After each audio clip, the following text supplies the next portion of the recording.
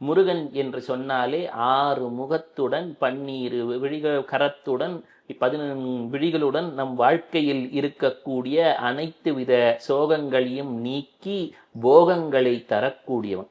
அதனால தான் முருகனை, முத்துக்குமரனை, வடிவேலனை, சண்முகனை, குகனை, கந்தனை, கடம்பனை, கார்த்திகேயனை, சண்முகத்து வாழ் என் அரசனை, அப்பனை போகரும் தோற்றி துதித்ததினாலே போகப்பெருமான் என்ற ஒரு நிலையை அடைந்தார்.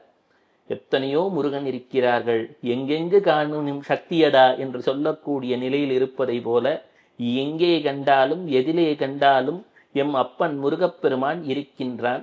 எனினும் திருச்செந்தூரிலே திரு ஜெயந்திபுரம் என்று விளங்கக்கூடிய அந்த இடத்திலே என்ன ஒரு தனி சிறப்பு என்பது ஒரு மிக சிறப்பான கேள்வி.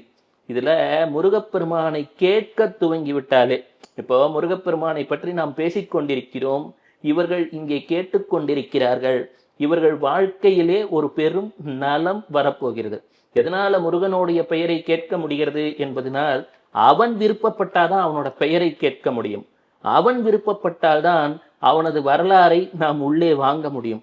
எப்பொழுதெல்லாம் ஒருவர் முருகா என்று சொல்லி அந்த குருவிற்கே அருள் புரிந்தவனாகிய அந்த குமர குருபரனை, நம்முள் இருக்கக்கூடிய தற்பரமாய் விளங்கக்கூடிய சிவப்பரம்பொருளை மனதார நினைத்து அழைக்க துவங்கிவிட்டோமோ, நம் வாழ்க்கையிலே வெற்றியை வரவழைக்க துவங்கிவிட்டோம் என்பதை உணர வேண்டும்.